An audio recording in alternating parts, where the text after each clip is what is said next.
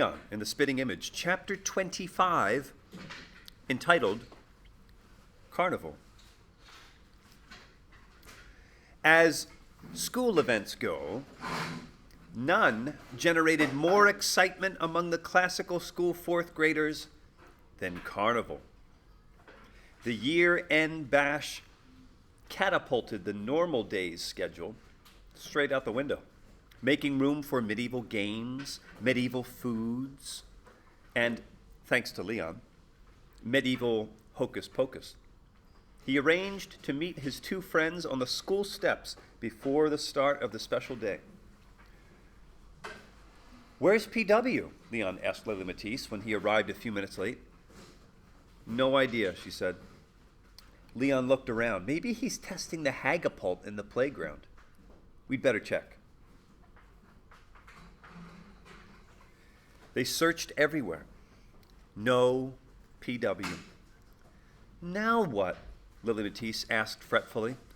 "The bell's about to ring. Let's wait for him in the classroom." Leon was the first to enter. "Wow!" he exclaimed the moment he poked his nose inside. "Mom worked on the decorations all night," said Lily Matisse. Leon gazed about.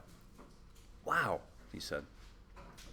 Gone were Miss Hagmeyer's creepy sewing posters. In their place was a lush medieval landscape with rolling hills that nestled a turreted, crenellated, loopholed castle. "Kind of reminds me of something," Leon said. "Mom copied it off a painting she showed you guys at the cloisters," said Lily Matisse. "That's right," said Leon. He pointed to a bright yellow sun shining in the corner. "You think she used dried cow pee to paint that?" he asked. "I doubt it," said Lily Matisse. "How'd she turn the windows all red and purple?" "Mylar plastic. Mom's in love with the stuff." Leon spotted one element of the room that hadn't changed: the counting house tally. He walked over to the chart and plucked the lowest yarn.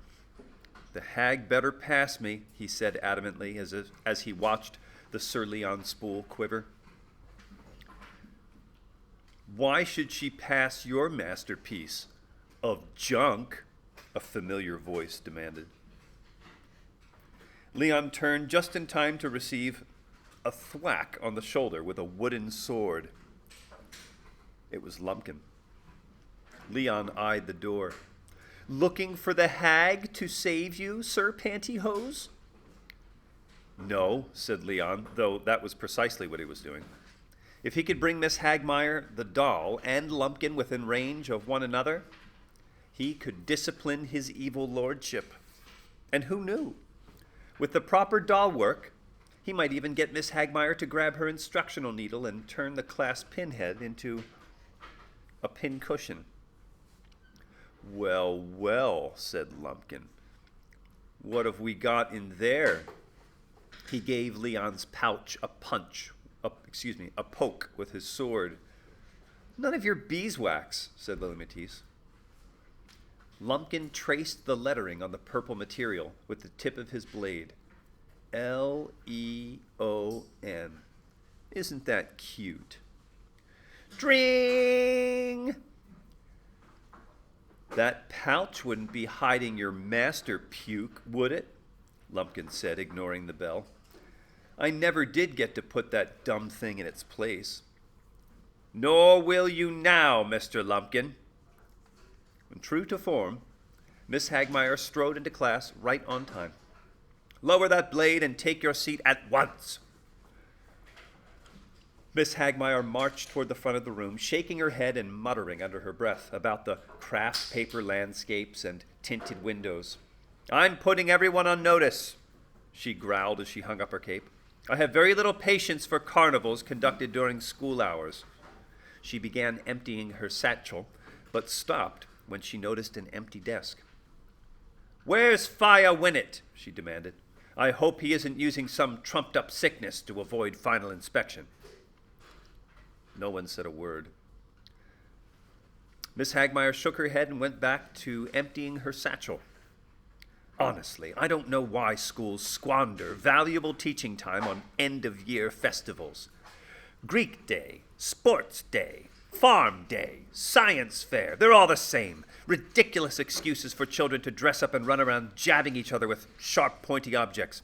Togas and spears, sweatsuits and javelins, overalls and pitchforks, lab coats and scalpels.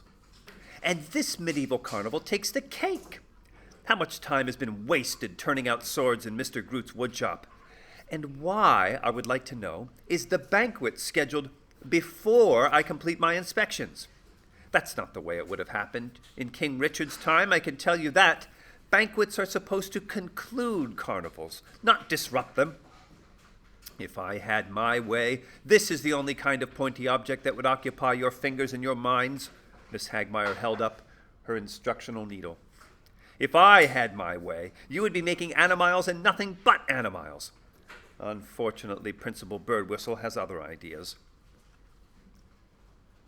Miss Hagmeyer put down the needle, picked up her chalk holder, and wrote out the carnival schedule. Medieval portrait. Tournament joust. Banquet. Final inspection of masterpieces. I want to be clear about this, she said. As soon as the banquet is over, return here at once.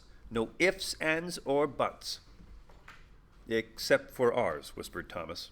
That is correct, Mr. Warchowski. I expect your miserable medieval rumps in their assigned seats by the time Mr. Hankey rings sext. What's sext? Lumpkin asked over the giggles of his classmate. It's explained in the Medieval Reader, Miss Hagmeyer said wearily. Check the fun facts under canonical hours. Sext corresponds to 12 o'clock, midday, high noon.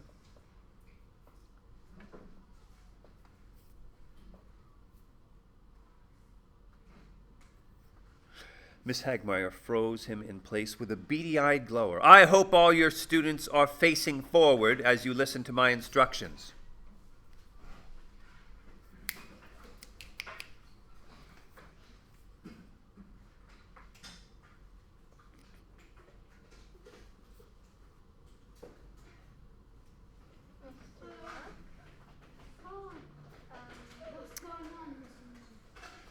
I thought nones was noon, said Lily Matisse. Well, you thought wrong, Miss Hagmeyer replied. Nones is the 9th hour of the canonical day. It rings at 3 p.m., by which time we will know how many of you have mastered your craft. Just then P.W. burst into the room. Miss Hagmeyer froze him in place with a beady-eyed glower. So pleased you could join us, Mr. Dobbin and Dana. What did I miss? Said P.W. Not final inspection, if that's what you were hoping. In point of fact, what you missed was my tirade on the trouble with carnivals. But since that tirade is now over, you must be content with joining the others in preparing for the portrait. As students were slipping medieval clothes on their modern ones, P.W. rushed over to Leon and Lily Matisse. Bad news, he said. My sister found her totally hair Barbie while it was still totally headless. Let me guess, Lily Matisse said knowingly. She destroyed your Hagapult thingy. P.W. nodded gravely. I got most of it put back together, except for the winch and the rubber band, which the little weasel probably hid. Anyway, that's why I'm late. So what do we do now? Lily Matisse asked. Leon took charge. If Plan B won't work, maybe Plan A will. P.W., are we set? And P.W. smiled as he reached into the pocket of his blue jeans and pulled out the ragged toe of some really old pantyhose. That's a Roger. Okay then, said Leon, we're in business. Lily Matisse gave him a puzzled look. Are you dealing with Lumpkin or the Animiles?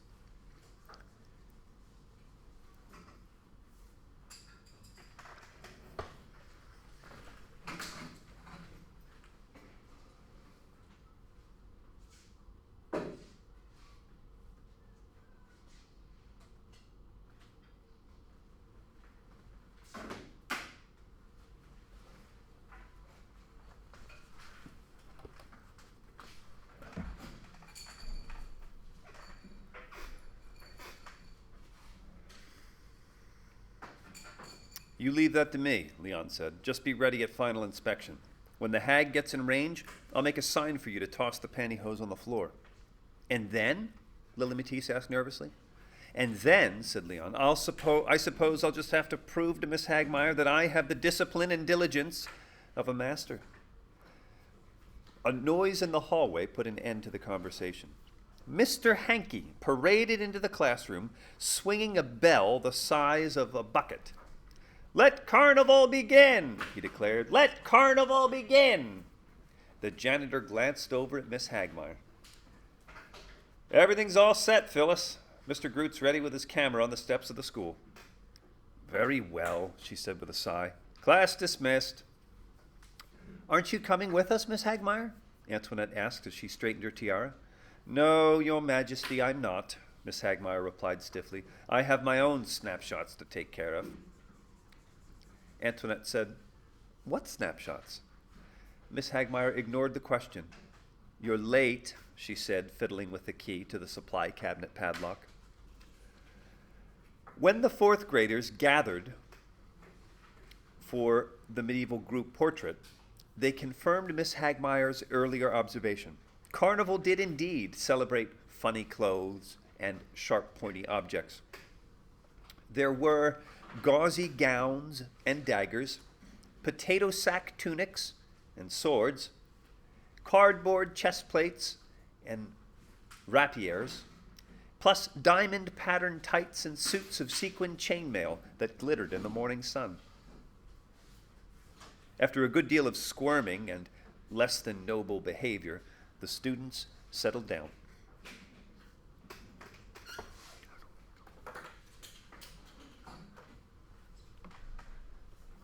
Mr. Groot peered through the viewfinder of his camera and yelled, "Smile and say, Lumpkin!" He suspended his picture taking. "Get over here." Lumpkin loped down the front steps. "I saw you," Mr. Groot said. "You were about to wallop Leon with that sword of yours. Such behavior violates the code of chivalry." Lumpkin shrugged. "Whatever." "Relinquish your weapon," Mr. Groot demanded. That got Lumpkin's attention. "Why?" he whined. "Because I wish to see it. Hand it over now." Mr. Groot dug into his pocket and pulled out a quarter. He lined up the edge of the coin with the tip of the sword. "Just as I thought," he said. "You know the rules. Principal Birdwhistle was explicit in the memo she sent to your parents. No sword tip is to be sharper than the curve of a quarter. I am confiscating this weapon for the remainder of Carnival." "That stinks," said Lumpkin. "So does your attitude, which is why you will swap roles with that scullery maid over there. But do not argue, Henry. If you do, you'll be burned at the stake. Or at the very least, sent to the principal's office." Lumpkin tromped back up the steps in a vengeful rage, which Mr. Groot soon captured on film. His medieval portrait of Miss Hagmeyer's fourth grade class included a slingshot-toting master, PW, a pillow-padded monk, a jester, 3 serfs with blackened teeth, a heretic, a bejeweled queen, Antoinette, a tie-dyed lady, Lily Matisse, a wizard, a page, a prince, a pauper, 2 stable hands, and a cook. Also in the group were an orange-haired scullery maid brandishing a soup spoon like a battle axe, and a valiant knight clutching a purple pouch, staring straight at the camera with a look of nervous expectation.